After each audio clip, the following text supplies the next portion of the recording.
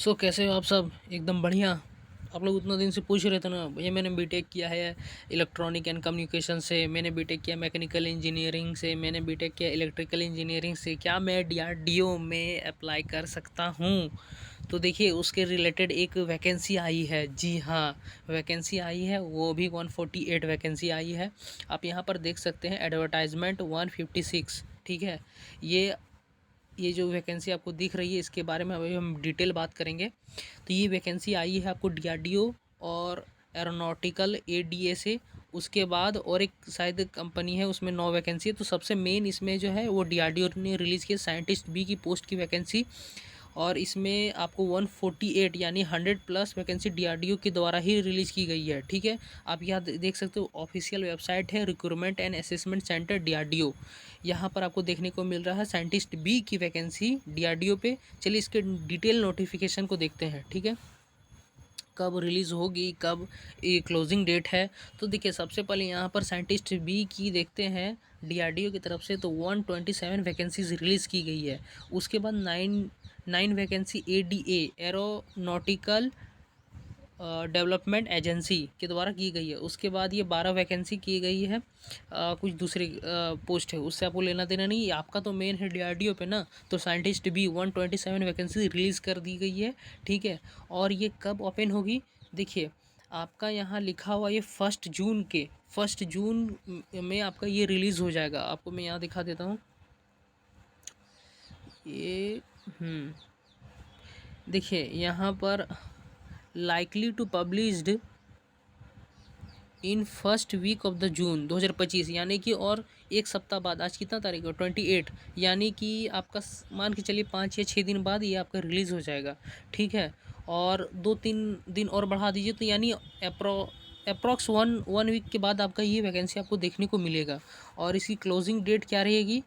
इसकी closing date रहेगी जब रिलीज होगी 21 days from the date of publication in the employment news, यानी जब रिलीज़ होगी उससे 21 दिन बाद इसकी क्लोजिंग डेट होगी। यानी आपको फॉर्म फिलअप करने के लिए 21 दिन दिए जाएंगे। ठीक है, डीआरडीओ की तरफ से और एडीए की तरफ से।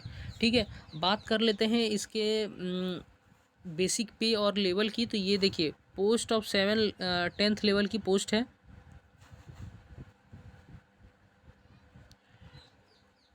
10th लेवल की पोस्ट है। ठीक है, बेसिक पे इसका आपका अब देखिए से 56,100 रुपया।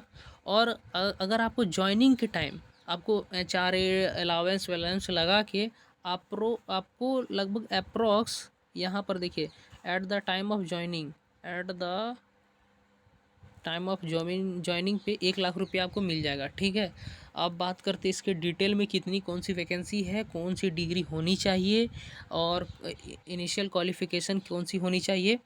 और सबसे मेन बात है कि आपका देखिए ये आपको होगा कि रिक्रूटमेंट क्या है।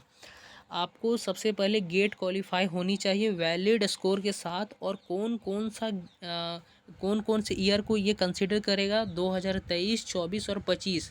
ये 2022 को अगर आपने गेट में अच्छा स्कोर किया 2022 में तो आपको कंसिडर नहीं करेगा। ठीक है, तो ये 2023, 24 और 25 के लिए है गेट स्कोर। और उसके बाद आपका हो जाएगा पर्सनल इंटरव्यू होगा। ठीक, मैं ये नोटिफिकेशन नहीं तो आप वहाँ पर RAC, ठीक है RAC था ना, हाँ RAC से यहाँ से आप इस नोटिफिकेशन को डाउनलोड कर सकते हैं। ठीक है, और आप अगर आपको चाहिए तो कमेंट में बता दीजिएगा, मैं आपको लिंक दे दूँगा टेलीग्राम का। तो यहाँ पर आपको गेट स्कोर होना चाहिए वैलिड गेट स्कोर 23, 24 और 25 का। ठीक है, उसके बाद यहाँ पर आप देख सकते हैं, यहाँ पर आपका सब्जेक्ट का डिसिप्लिन दिया होगा, आप अपने अनुसार देख लीजिएगा। यहाँ पर देखिए कंप्यूटर,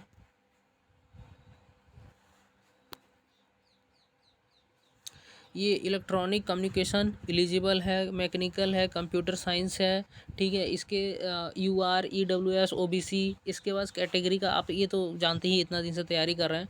तो ये आपका हो गया, आपका सारा कुछ ये डिस्ट्रीब्यूशन हो गया अकॉर्डिंग टू कैटेगरी में। ठीक है, डीआरडीओ ने कितना रिलीज़ किया, यहाँ पर ये दिया हुआ है initial qualification at least first class bachelor degree in engineering or technology in electronic and communication engineering from recognised university or equivalent. पहली चीज़ ये होनी चाहिए। दूसरी चीज़ आपकी होनी चाहिए गेट वैलिड गेट स्कोर, ठीक है। और तीसरी मोस्ट इम्पॉर्टेंट चीज़ ये है आपका, देखिए इक्विवेलेंट। आप इस पोस्ट के लिए आपके अगर आपको ये प्रॉपर डिग्री नहीं है, ठीक है, तो आप इस इन सब्जेक्ट से अगर आपने इंजीनियरिंग की है तो आप इक्विवेलेंट माने जाएंगे। यानी आपने अगर जैसे आप देखते हैं ना आरआरबी जेई ये सब में, उसमें अलग अलग पोस्ट मैकेनिकल का एक पोस्ट निकाल दिया जाता है और कह दिया जाता है कि अगर आपने ऑटोमोबाइल इंजीनियरिंग की है या फिर प्रोडक्शन इंजीनियरिंग की है तो आप उसमें एलिजिबल है। उसी तरह इसमें है कि ये पोस्ट आपको निकाल दी गई है। इस पोस्ट के अंदर अगर आपने इनमें से कुछ किसी से भी अगर की है, electrical and electronics engineering, electrical and radio and physics electronic, ये अगर आपने ये सब की इनमें से की है तो आप इस पोस्ट के लिए एलिजिबल रहेंगे, ठीक है। उसी तरह ये मैकेनिकल के लिए भी हो गई 14, 3, 9, 5, 2, ये सब आपके हो गए। टोटल आपके मैकेनिकल में 33 वैकेंसीज देखने को मिल रहे हैं जो कि डिस्ट्रीब्यूटेड है कैटेगरी वाइज, ठीक है। यहाँ पर भी मैकेनिकल इंजीनियरिंग, अभी मैंने जैसे कहा था ऑटोमोटिव प्रोडक्शन, देखिए ऑटोमोटिव प्रोडक्शन इसको इक्विवेलेंट माना जाता है मैकेनिकल के। यानी कि जिन्होंने मैकेनिकल से डायरेक्ट बीटेक किया है और गेट दिया है, उसके बाद मैकेनिकल से किया है, और उसके बाद प्रोडक्शन से किया है, मैकाट्रॉनिक्स से किया है, तो सब एलिजिबल होंगे इस पोस्ट के लिए, ठीक है। एक बार आप अपने से अच्छे से डिटेल में इस नोटिफिकेशन को देख लीजिएगा। आगे बढ़ते हैं। ये आपका तो सिंपल है इलेक्ट्रिकल इंजीनियरिंग। ये अब देखिए यहाँ पर फिजिक्स, केमिस्ट्री, केमिकल इंजीनियरिंग, ये आपके सारे हो गए।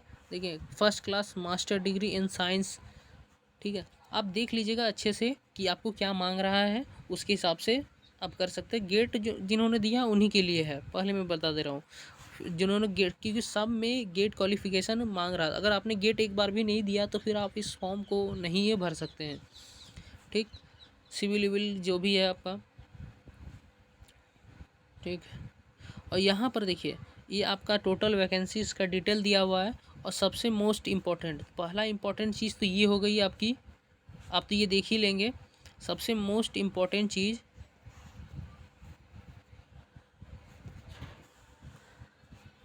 आपकी ये हो गई, ठीक है। अगर आपने 22 में करके रखा है और उसके बाद आपने दिया नहीं है तो फिर ये भर नहीं सकते। उसके बाद चलिए आते हैं हम नीचे की तरफ। ये सब देख लीजिएगा, मैं इम्पॉर्टेंट चीज़ बता दे रहा हूँ। देखिए student appearing in the final semester examination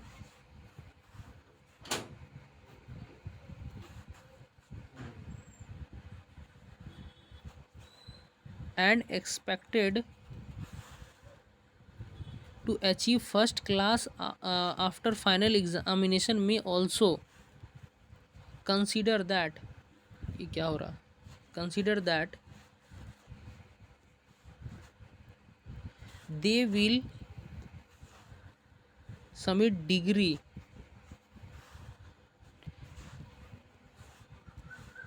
on before 31 अप्रैल, ठीक है। देखिए सबसे इम्पॉर्टेंट चीज़ इसमें यही है कि आपका जो डिग्री होना चाहिए वो तो 31 अप्रैल, सॉरी 31 जुलाई से पहले होना चाहिए, ठीक है, 2025 का। अगर आपका डिग्री 31 जुलाई से पहले है तभी आप इस फॉर्म के लिए वैलिड माने जाएंगे। और 31 पर भी अगर आपका आ जाता है रिजल्ट फाइनल ईयर का तो भी आप इस फॉर्म को भर सकते हैं, ठीक है। तो ये मोस्ट इम्पॉर्टेंट चीज़ हो गई कि अगर आप फाइनल ईयर में हैं तो ही आप इस फॉर्म को भर सकते हैं।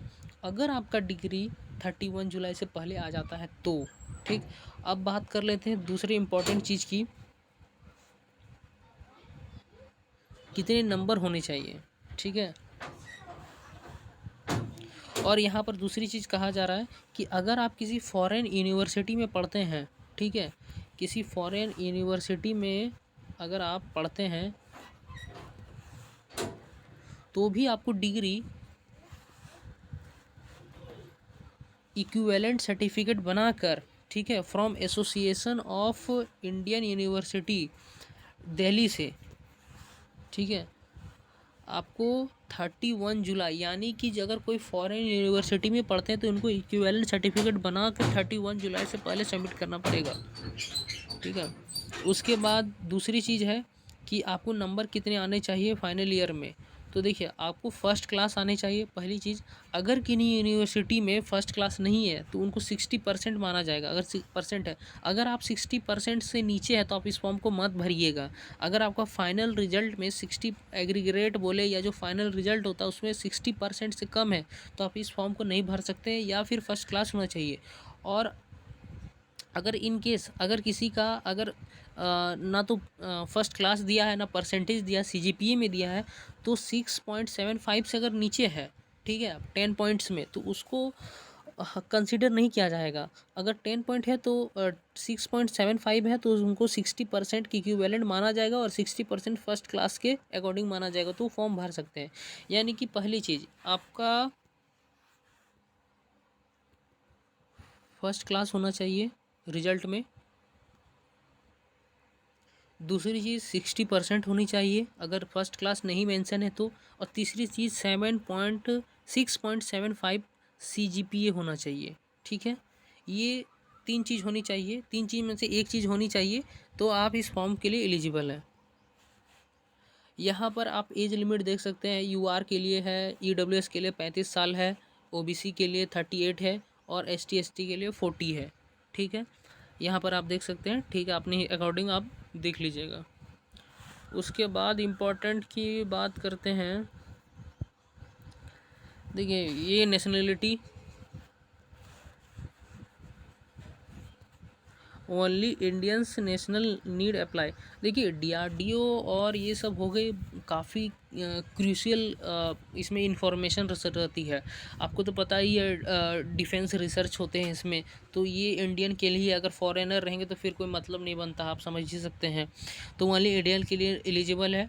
आप यहाँ पर अच्छे से देख सकते हैं, यहाँ पर आपका जो भी है ये मैंने आपको बता दिया, 31 जुलाई से पहले आप अप्लाई कर सकते हैं। एक बार अच्छे से अपना देख लीजिएगा। पहला तो आपका एग्ज़ाम होगा, उसके बाद एग्ज़ाम वैलिड स्कोर होगा, शॉर्ट लिस्टेड, देखिए स्क्रीनिंग शॉर्ट लिस्टिंग, चलिए आइए इसको देख लेते हैं। उसके बाद फिर आपको इंटरव्यू के लिए बुलाया जाएगा।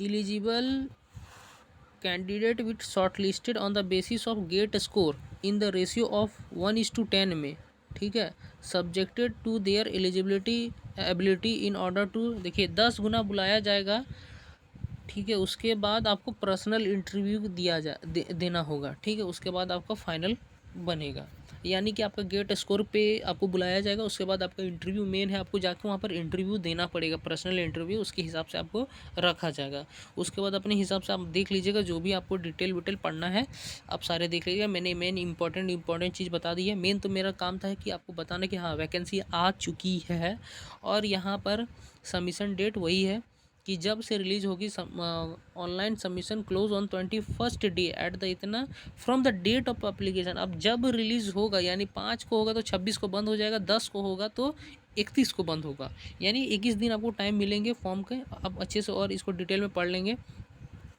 डॉक्यूमेंट टू बी अपलोडेड, यहाँ पर आपको देखिए आपको डेट ऑफ बर्थ के लिए मैट्रिकुलेशन और ये सब आपको देना पड़ेगा, ठीक है।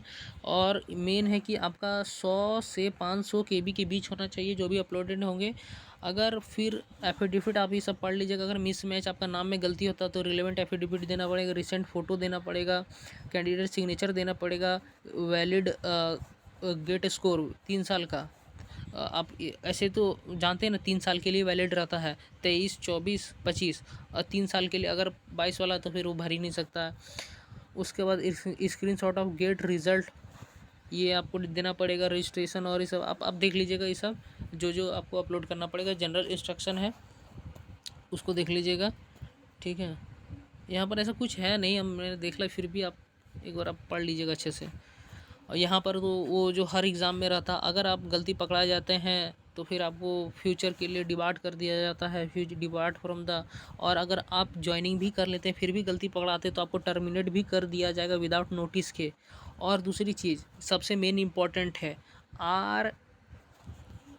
RAC does not request for any payment at any stage of the recruitment except application।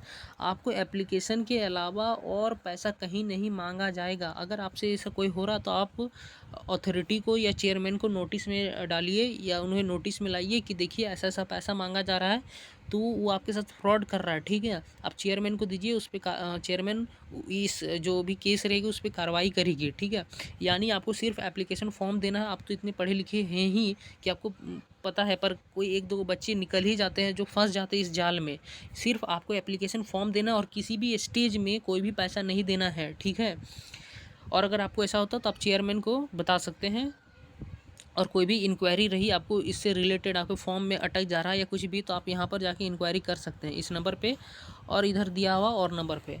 तो चलिए, अगर आपको इस इन्फॉर्मेशन अच्छी लगी होगी तो अपने दोस्तों के साथ सबसे मैंने कि शेयर ज़रूर कीजिएगा। आप ऐसा नहीं कि आप छुपा के रख लीजिएगा कि अरे वैकेंसी आई है तो हम ही भर लेंगे, नहीं, ऐसा नहीं करना है। देखिए, आपका वैलिड स्कोर मतलब जो भी गेट स्कोर आपका जितना अच्छा होगा उतना बढ़िया होगा, तो अपने दोस्तों के साथ भी शेयर कर दीजिए, क्योंकि देखिए कंपटीशन सबको पता है कि वैकेंसी निकली है, ठीक है। तो आप अगर आपका सिलेक्शन होता है, अगर आप कैपेबल है तो आपका सिलेक्शन होगा ही, पर अगर आप दोस्त को भी बताते वो भी कैपेबल है तो भी आप दोनों सेलेक्ट हो सकते हैं। पर अगर दोस्त को नहीं बताते हैं तो उसका जगह तो कोई तो आएगा ना, वो सीट तो खाली नहीं रहेगी। तो मेन बात है कि आप अपने को तो अवेयर कर ही रहे हैं वीडियो के थ्रू, आप अपने दोस्तों को भी बताइए, ठीक है। और ऐसी इन्फॉर्मेशन के लिए वीडियो को लाइक करें, कमेंट बताइए, कुछ डाउट है तो उसके बारे में बताइए, और सब्सक्राइब कर लीजिएगा ताकि और भी वैकेंसीज आएगी। जैसे जेई की मतलब क्या, DRDO में साइंटिस्ट बी की भी पोस्ट आती है जिसमें डिप्लोमा वाले एलिजिबल होते हैं, ठीक है। तो ऐसी वैकेंसी का अपडेट करने के लिए चैनल को सब्सक्राइब कर लीजिएगा। चैनल से हमेशा जुड़े रहने के लिए, प्यारे प्यारे कमेंट करने के लिए, अपने क्वेश्चन को पूछने के लिए मैं हमेशा रिप्लाई देने के लिए रेडी रहता हूँ। सभी के लिए थैंक यू। चलिए बाय।